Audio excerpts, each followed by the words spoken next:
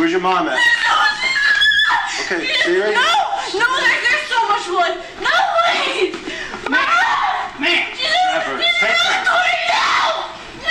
Stop. Please, she's in the ground. Who is it? My mom. Someone broke in the back window. All right, hold on. She's on the ground. Hold on. Where's your mom at? Okay, stay right here. No, there's so much blood. No, please. Man. Trevor, take her. Stop. Hold on, we gotta figure out what's going on. When she told you this, what was your response to her?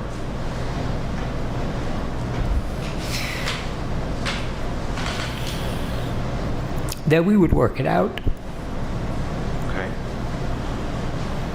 Do you remember telling her, and I know you had a conversation with the police too, do you remember telling her that, you can't run away from your problems, you have to face them?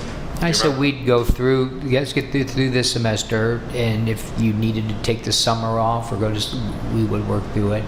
I remember she said, all her friends have their together and she doesn't, and I told her, no, that's not true. Defense Exhibit B. Can you tell us who are those folks?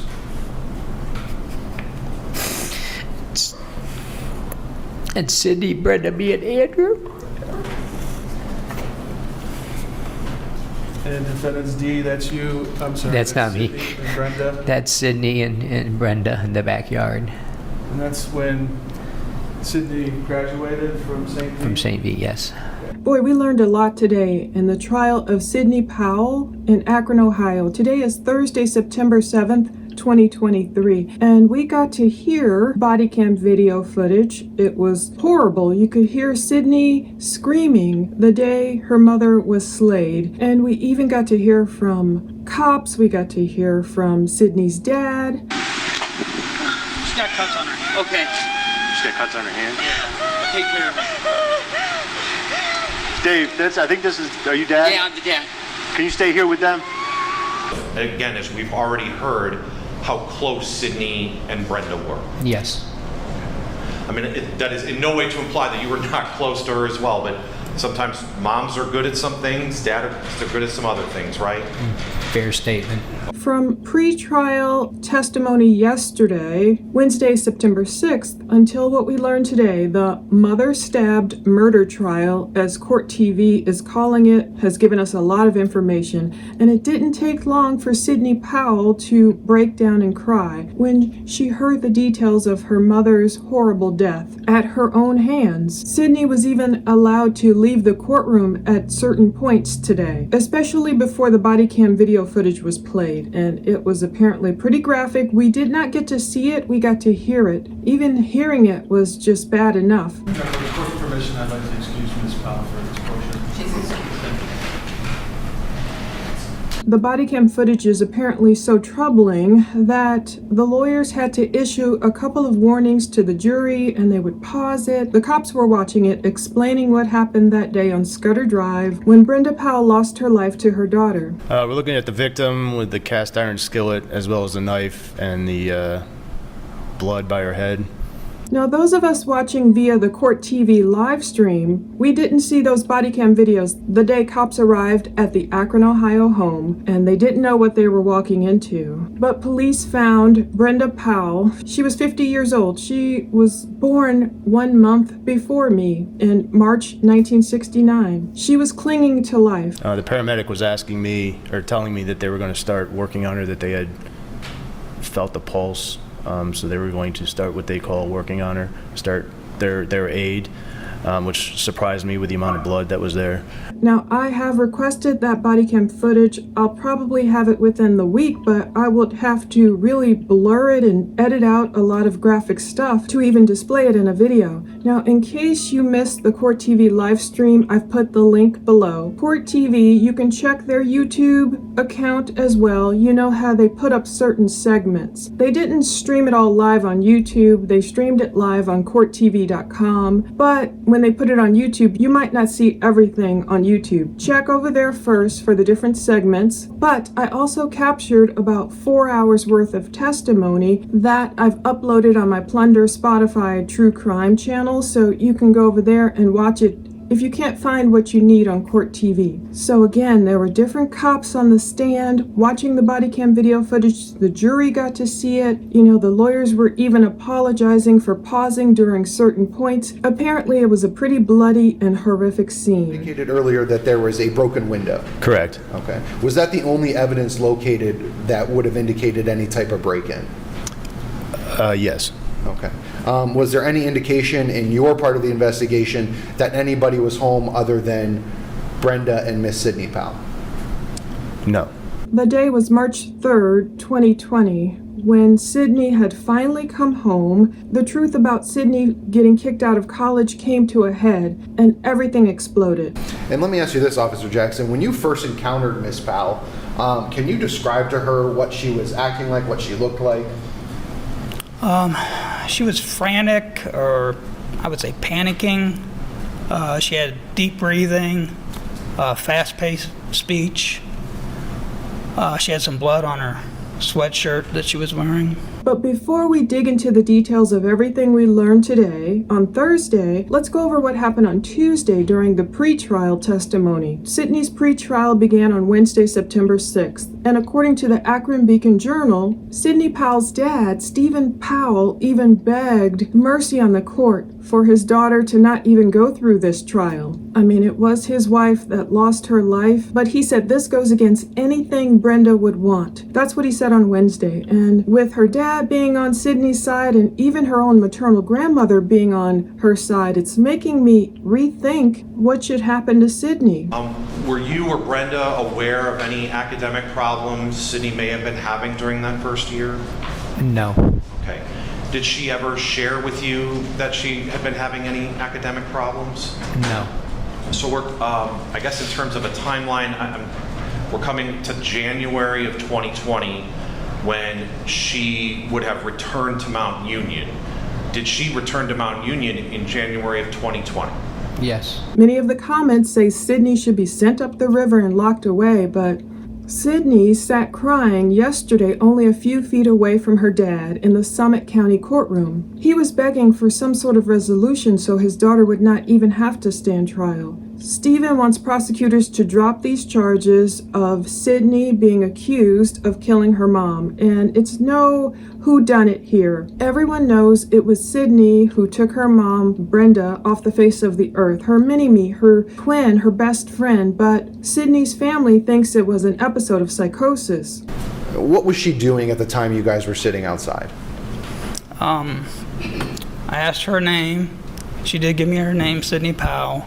And then when I asked her for her date of birth, she fell over on her right side from the seating position.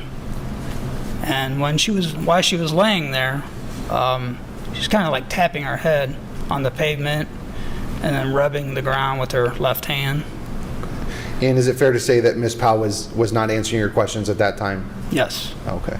But to the contrary, prosecutors think Sydney was sane at the time this happened, due to all the lies that Sydney told before and after the tragic incident. Meanwhile, attorney Donald Malarchik claimed Sydney was delusional, she was suffering from a psychotic break, and that's why the tragedy happened. So you have a lot of different people on each side. Stephen, her dad, said, though, I don't know why we're here doing this. This isn't what anyone wants here. I don't know how she can handle it. I don't know how I can handle it. I'm trying to keep my family together. And at that point, you had no reason not to trust what she's telling you. Correct. And to be fair, you would always found her trustworthy. Yes. Fair to say? Fair. All right. And we all know this happened on March 3rd.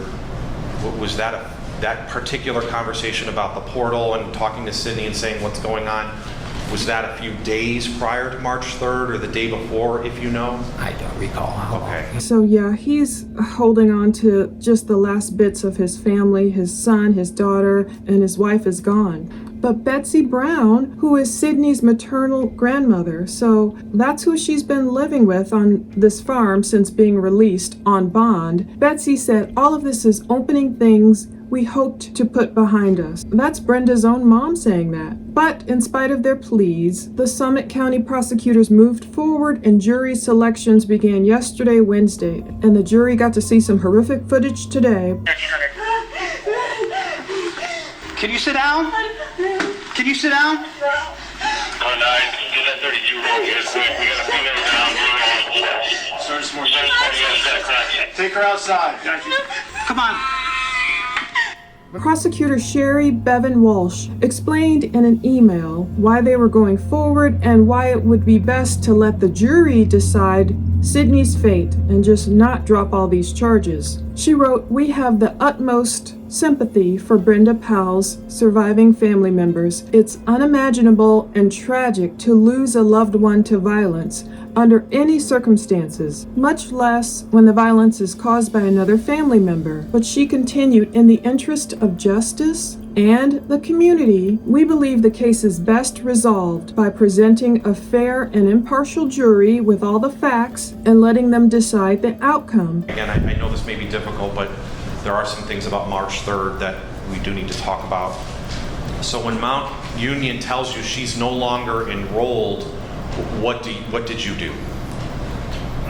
I don't remember.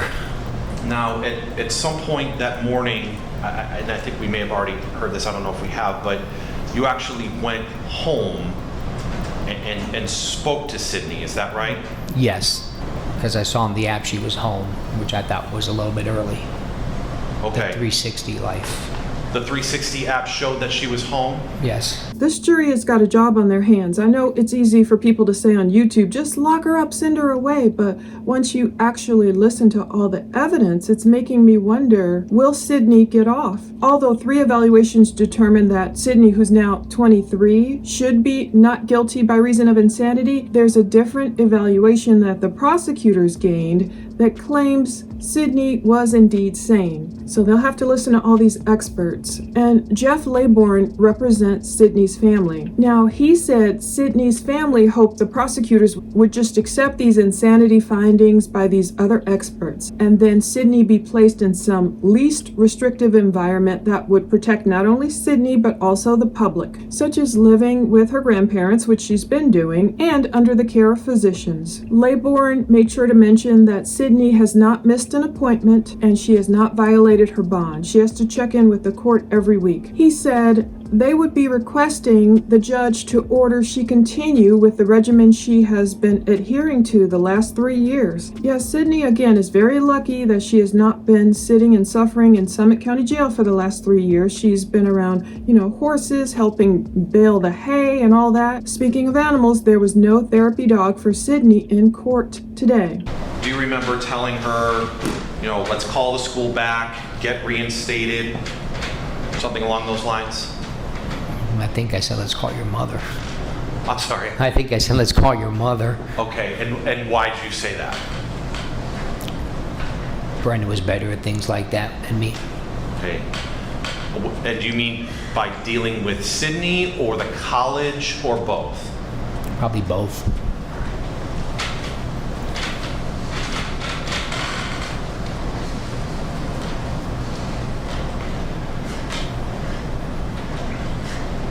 So is that when, do you call Brenda then? Yes. We already heard she was at work at Akron Children's, correct? Correct. And did you ask her, hey, there's something going on with Sydney and at the college? Did you ask her to come home? She said she would come home. She said she's going to talk to Jill and she'll come home. Yesterday, you might remember we talked about Sydney's attorney requesting a therapy facility dog named Avery to sit at Sydney's feet during the trial to help her cope with the stress. It's something I guess her grandma said a doctor offered. A doctor said would be helpful, but the prosecutor's office shut that theory down. And Walsh even explained further that her office's 2 facility dogs, they're usually used in court to help disabled kids or adults, comfort and assist them who are like crime victims or they're witnesses, they've been through trauma. That's their purpose. Walsh said the defendant in this case is not a crime victim, and therefore we declined their request. Our facility dogs were never intended to be used by the perpetrator. Maybe it would have helped Sydney. She did look really upset. I don't know, she had tissues and she was crying a lot. Some people claim they didn't see tears. At the end, I did see her. Today I saw her smiling at one of her attorneys, but emotions can be all over the place. Like they were when Sydney spiraled out of control and got kicked out of college in 2019. All right. Did you stay at home? I'm sorry, do you need a minute? No, go ahead. Take your time, sir. Did you stay at home until Brenda got there, or did you leave before she got home? I left before she got there.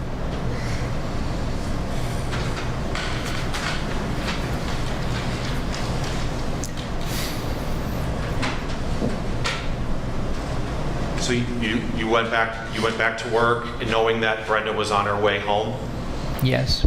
Now, Sydney was a good student. She was on the honor roll in school. It was honor roll, not valedictorian, I was trying to think of yesterday. And by graduation from St. V, as we call St. Vincent, St. Mary High School, she gained an academic scholarship to University of Mount Union in Alliance, Ohio, which is about 40 miles away from her family home on Scudder Drive in West Akron. And she started taking classes in the fall of 2019, but something went wrong. She started feeling overwhelmed. Her state of mind just went down. Eventually, according to her roommates, they noticed that Sydney began sleeping about 16 hours per day. She got placed on academic probation as her GPA dropped down to a 2.2 GPA. Eventually, she was dismissed at the end of the fall semester, and that's when her big girl on campus lies spiraled. It reminded me of Sydney not telling her mom when she started her menstrual cycle. It took her a while, even when she was a young girl, to tell her. So Sydney also didn't tell her roommates or her parents that she had been kicked out of college. Instead, she even stayed on the campus. Now, there's more coming up about Sydney hanging out on campus later. But in the meantime, her roommates had said that Sydney had these blackouts where Sydney wouldn't remember what happened 90 minutes at a time. So I don't know, every hour and a half, was she forgetting things? But they didn't attribute those blackouts to her doing any type of drugs nor drinking alcohol. So that would have been a real major red flag right there. But by February 2020, the university officials were telling Sydney, look, you gotta leave campus, They wanted to help her. They wanted to talk to her parents. They wanted to help her talk to her parents. But it took her a whole week to get from Alliance up to Akron, and her phone records and her credit card statements display the fact that she was staying in various hotels. And then by the morning of Tuesday, March 3rd, 2020, that fateful morning, Sydney finally went home. It surprised her mom and dad because they're like, what are you doing here? But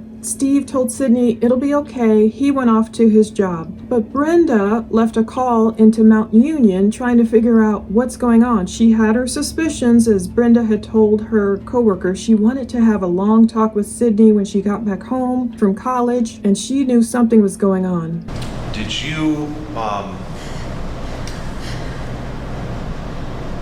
after you left, did you share any text messages with Brenda about what was going on with the school and everything? I don't recall the timing of anything like that. Okay.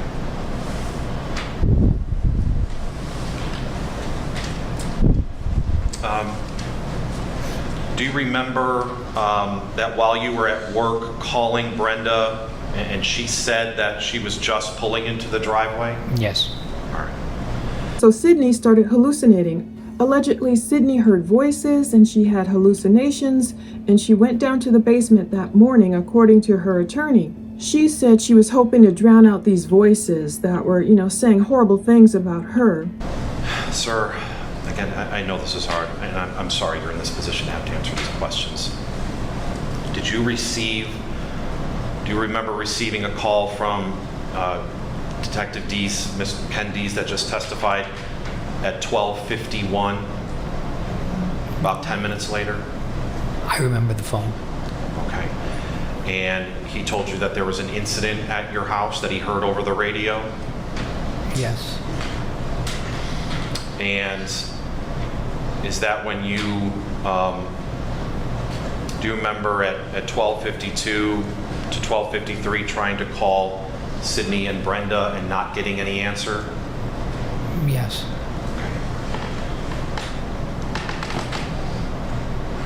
And then at 12:54, while you were actually on the phone with Mr. Dees, that Sydney called you back? Do you remember? I don't remember. You don't remember her calling you back? No. Okay. Did you remember, had that conversation with the Akron police detective? No. I remember talking to Sydney. I didn't know who initiated the call. Okay, and I apologize. I didn't mean to confuse you. But you did have you had a conversation with Sydney after Mr. Dees, Detective Yes. Dees already called you? Yes. All right. And that's when Sydney told you that Brenda was on the phone with Mount Union? Yes. And that's when you told Sydney that the police were on the way to the house? Yeah. The next thing she remembers is waking up in the hospital, Malarchik claims. So he totally skipped over the horror of the moment, which we audibly heard played on the police body cam footage that day. You know, cops thought they were going in for a welfare check. They had no idea they were walking into this slaughter scene. That was when Officer Legacy was going down the hallway. And I said Sydney followed him, was basically on his back, and he was trying to block her. So she was saying, no, no, there's a lot of blood. And that's when I grabbed her and escorted her to the living room. And when you say there was a lot of blood, did you recognize blood on both Miss Powell and the surrounding, the house itself? At that moment, just on Miss Powell. But during that alleged blackout, cops say that's when Sydney cut and stabbed her mom, and they argued Sydney must have used, according to evidence, a cast iron skillet against her mom. The 50-year-old Brenda was taken over to Cleveland Clinic, Akron General Hospital, where she did later lose her life. And on the body cam footage too, you can hear the surprise in the cop's voice when he learned that Brenda still had a pulse, due to how horrible the crime scene looked, and just the blood, and just, oh, it just sounds horrible. Come on. Is she gonna be okay? Come on. Come on, come on. You just need to cooperate with me, all right? I love my dad. Huh? I love my dad. What happened? What's going on? What's going on? We heard a bang. We heard a bang. And she told me to get out. And then I heard screaming. So I came back and she was on the ground. Okay, you heard a I ran bang. out back. There was a bang. Someone broken. Okay.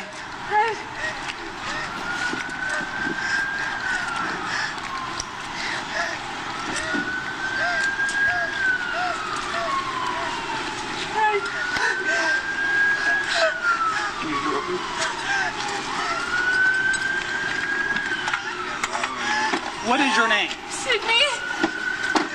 But then, 19 years old, back then, Sydney was taken over to Summa Akron City Hospital because the cops could see, treatment for minor injuries. She was bleeding a little bit on her left hand. She must have used it to break out the window. Then she was arrested and charged with, murder among other charges, but her family posted $25,000 bond. And the question is this brain damage, psychosis, or evil?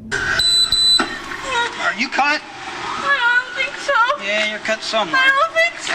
Yeah, your hand. No, I was helping her. I grabbed her. All right, stop. Sydney did have to undergo psychiatric treatment for 2 weeks after her crime. She went to different places for treatment. At first, her lawyers said Sydney may have had some kind of brain damage. They thought because she had had concussions when she played soccer, and then they wondered, was it epilepsy? But Columbus psychologist James Reardon believes Sydney is not guilty by reason of insanity. He believes she suffered from this severe mental illness and doesn't understand the full extent of what she was doing that day. So Reardon wrote, I have rarely, if ever, seen a situation where an individual was in such an utterly compromised psychological state as Sydney Powell was at the time of these offenses. But, however, prosecutors weren't buying it. They reached out for a second opinion from Sylvia Obradovich of Summit Psychological Services in Akron, and Obradovich determined that Sydney was sane during the time of her mother's killing. But then Malarchik went out and got 2 more evaluations, and they agree that Sydney was not guilty by reason of insanity. Several professionals have diagnosed her with schizophrenia and PTSD. Who's the jury going to believe, and who would you believe? Sydney's family is worried about this trial and how it will impact Sydney's mental condition. They say she's doing better now. Sydney takes medication, she sees a counselor, a psychologist, and a psychiatrist. So during the pretrial yesterday, Stephen, her dad, said, Sydney has gotten better. I don't want to see it go backwards. He really is sticking up for his daughter, as is her whole family.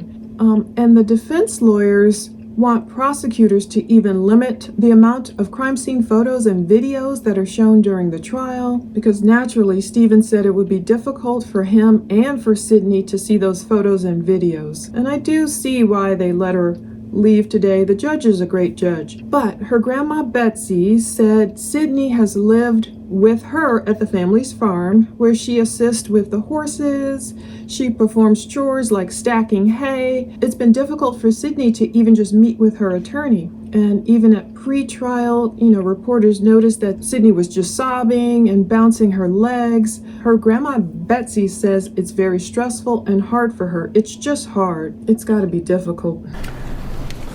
And when you guys were together as a family, did you guys take vacations? What did you do as a family during summer break, during breaks when Sydney wasn't in school, Andrew wasn't in school? Tell us about that.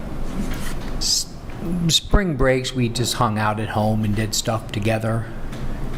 Once every summer, though, we'd go on a family vacation, either to Disney or the beach.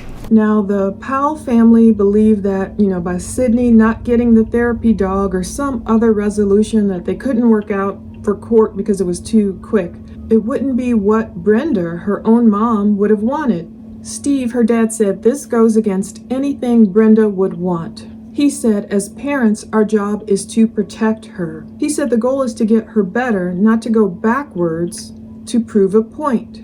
So I don't know what type of point they think. This is a really difficult one, because I can really see just, oh my goodness, Sydney going back to the farm with her grandma and living out her life there. But again, opening statements started today, Thursday, September 7th, 2023, in the Summit County Common Pleas, Judge Kelly McLaughlin's courtroom. She's a great judge. I think she's really measured. I think she's doing a great job so far. And during the prosecution's opening statements, we learned all these horrific details about Sydney ending Brenda's life. We learned about the cast iron frying pan, and we even learned about a steak knife to her neck, and there were a lot of stab wounds. I mean, I know they have to count every individual little cut, but 30? The loss of life culminated when Sydney's stream of lies about being kicked out of college, they all came to a head that day.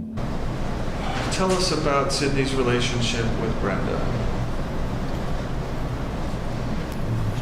It's almost unbreakable. They really were. They were unbreakable, really close. They were really close. Did Sydney and Brenda argue? No. Did they ever have loud screaming matches? No. Did any arguments ever, did they ever get physical? No. Was that a part of who Brenda was or could be? Not in the least. Was before March 3rd, violence a part of who Sydney was or could be? No. So Sydney's parents knew something was going on. They had wondered why she was at home during sometimes in the spring 2020 semester when she should have been away at school. I mean, it was, a good little distance away. It wasn't like 5 minutes to campus. So Sydney's dad, Steve, even left his phone at work in March 2020 so Sydney wouldn't be able to see on the Life 360 app that he was coming home. Even though Steven, certain things he couldn't remember, probably the trauma of the day, but that was likely his theory. And when he got home, Sydney did confess to her dad that she was having some kind of problems in school. She didn't tell her dad the whole truth about, being kicked out and her grades plummeting and all that. Anyway, Steven called his wife Brenda, and we know, again, she worked for decades at Akron Children's Hospital, and she helped children with cancer and blood disorders just make it through their journeys with grace. And Steven knew, look, Brenda would be better at this, talking to Sydney. Her daughter's going through a difficult journey through college. He says, my wife is better at these things, was his thought process. So he left. Brenda was on her way home. But instead, when the college called Brenda back, by the time she made it to their Scudder drive home, the person on the other end of the phone, all he heard was like screaming, but he also heard thud after thud after thud. Cops were alerted. Steven was alerted. Something's going on. There was another cop that knew the family that was alerted, but Steven called Brenda and got no answer. And he called Sydney, and at first Sydney was saying everything's fine, Dad, Mom's on the phone with the college, everything's fine. She was keeping up the ruse. Sydney claimed Brenda was on the phone with the college, but instead Brenda was like bleeding out in her bedroom, almost in the doorway, I guess, at the foot of the bed, thanks to her own daughter. I tell you what, can you sit on the ground here real quick? Turn to dispatch. Come on. You said the ground. Yeah, you're fine right there. No. You're fine right there. Call please. 76 I grabbed the knife. before the Britain Street exit ramp. A truck lost some concrete. This is minor. They might have a more, I don't know. Check that victim in there. She's got cuts on her hands. I don't know what they have in there, but there's a female down in there. Yeah. What's going on? I don't know. We just got dad. I'm the dad. Okay, Sydney. Sydney would even end up pretending to be her mom, Brenda, on the phone. At one point when the college called back, Sydney said, "This is Brenda." And the guy on the other end said, "Sydney, I know your voice. Put your mom on the phone." And that's when Sydney hung up. So he knew something was going on. And then Sydney eventually switched up her story, and she told her dad, "Whoa, someone broke in the house, Dad." Instead, it was actually Sydney who probably used her bare hands maybe to shatter a window. And maybe that's why we can see the cuts on her knuckles and in those photos after the incident. So Sydney knew the story of a break-in just would not last. So in court today, those who knew Sydney's parents were able to wax nostalgic about them being the perfect family. They talked about going to Disney World, and Sydney cried, and they showed photos of them on the beach. Steven and Brenda had met sometime in 1995, and on March 1st, 2000, Sydney was born. She's actually 23, not 21. Her brother Andrew was born about 3.5 years later, and he currently attends KSU. Now, Sydney went to St. V, that's what we affectionately call the high school where LeBron James had his old stomping grounds, St. Vincent St. Mary High School. She even experienced problems in high school. Still, Brenda and Sydney were super close. She was Brenda's mini-me, according to her lawyer. They were best friends. Those words made Sydney tear up. But again, her lawyers claimed Sydney was suffering from some severe mental disease, schizophrenia, and that's what prevented her from knowing what she was doing that fatal day. And there were signs, even though you hear the cop asking Steven, "Does your daughter have any mental problems?" That day, Steven said no. I don't know. I don't know. What? What the hell? Where's my wife? The window's broken, Dad! Where? The back window's broken in! So you're gonna have to. Daddy! There's officers inside there, so. I don't know! She was there Go with check so the much blood! lady in the house, okay? She's got minor cuts.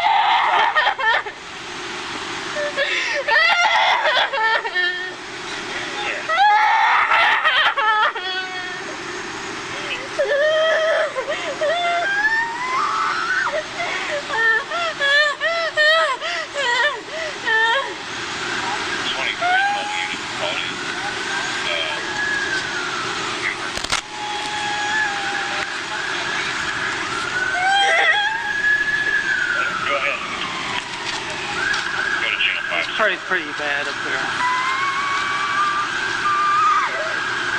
What's your name, ma'am? Sorry, what's your name again?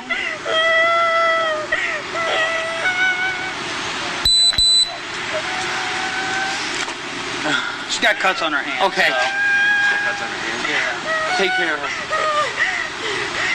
Dave, I think this is, are you dad? Yeah, I'm the dad. Can you stay here with them? We have another, I'll call for another med unit for her. Yes. Somebody has my wife. 12.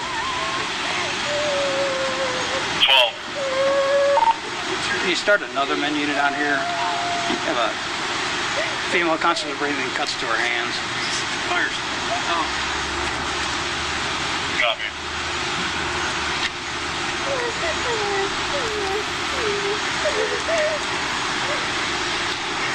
You said your name's Sydney? Ma'am, is your name Sydney? What's your last name? Jeep's probably. Yeah, he's in Talmadge. Yes, I talked to him. What is it? Powell. What's your date of birth? Huh? Yeah, What's your date of birth? Pausing it at 5 minutes and 18 seconds. Officer Jackson, what's going on here? Well, I don't know. Like I said, she was in the seating. Sydney was in the seating position, and I asked her a question, and she fell over. Okay. And you're still remaining with her at this time, though? Correct. And you've called for EMS to assist with her injuries? Yes. Okay. Resuming at 5:18.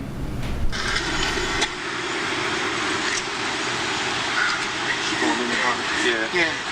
Is it mad units in there? I have another one no. coming. No, but somebody's got to take. I have another med unit coming. All right. You got some gloves? I got some. Right here. Oh. Yeah. Well, I thought the other one. I mean, she's just got cuts to her hands here. Oh, it's just a cut. Yeah. So I don't know.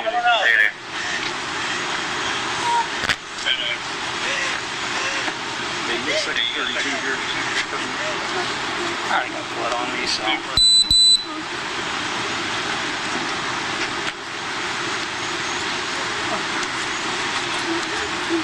Officer Null. 23. Officer Null.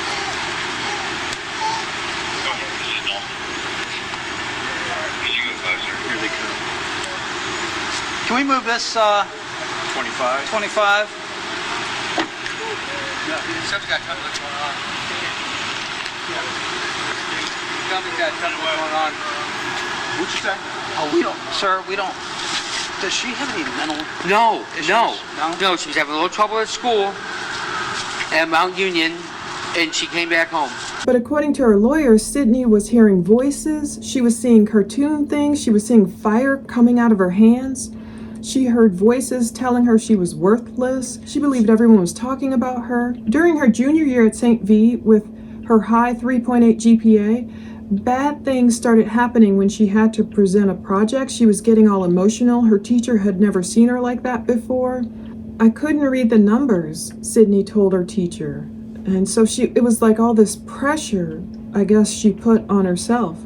So Sydney struggled when she went on to college, and her grades plummeted. They dropped. And by the end of 2019, Sydney was suspended from Mount Union, but she intercepted the letter that the college sent home. It was around Christmas time, and Sydney signed for the letter and didn't show her parents, of course. She was just piling on lies after lies after lies. Sydney's lies were way heavier than the truth. That's what her defense attorney said. Sydney doesn't stay home. She goes and she shows up on campus in January 2020. She was pretending everything was fine. She was hanging out at the student center, but the voices were getting louder. She's sleeping a lot more. She was isolating herself a lot more. She was not dealing with reality. Her student ID didn't work. Her name wasn't on the door. Sydney couldn't get food from the cafeteria. In the meantime, her parents are noticing, like her dad's noticing, the tuition payment isn't going through, and the app was crashing when he was trying to figure out more. But the week before the tragedy, Sydney told her friends she was going to take some time off and go home. but she was actually bouncing around from hotel to hotel until she finally went home.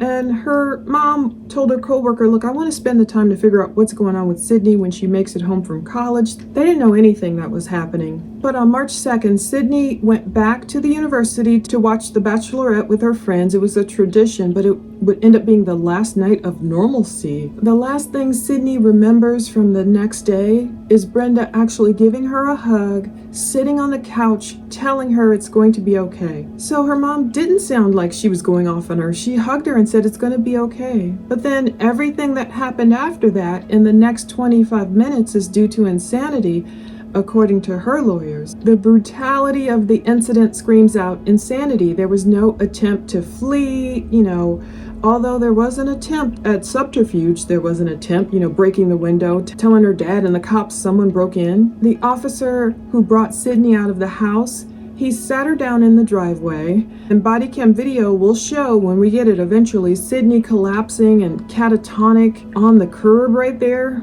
That's when she was taken to Akron City Hospital, and the cop was kind of like, he didn't know what he was seeing there. He said she was kind of like mumbling to herself, get out, get out, get out, get out of the house. She was staring up at the ceiling of the ambulance or whatever. But what you saw, and what I think the jury saw, was Sydney fall over, kind of slapping her head on the pavement, scratching with her hand on the asphalt, and being non-responsive. It looked like her eyes were maybe rolling around. Is that what you saw? Yes. One cop didn't know what to make of her actions, so she's screaming horrifically, as you can hear in the body cam footage, and she's not answering questions. To try and work things out. Just today is when I found it. I think she has been going to class for the last couple of weeks. So she just came home today? Yeah, today. It's like 11 o'clock. Sydney. Oh, fuck. What is going on with Sydney. What's going on? Huh? I need to know what's going on. Now, Sydney only ended up spending 2 days in jail at Summit County Jail. She was released March 6th, 2020. But another thing that made Sydney really emotional was when her dad said that the relationship between Brenda and Sydney was almost unbreakable. Stephen even said from the stand on Thursday today that the two of them wouldn't even fight or argue. It just sounds weird, just being so close with your mom and she's hugging you and saying it'll be okay, and then the next 25 minutes she's brutalized. With experts disagreeing on Sydney's mental state at the time of the crime, the jury's going to have a heavy decision on their hands in this trial.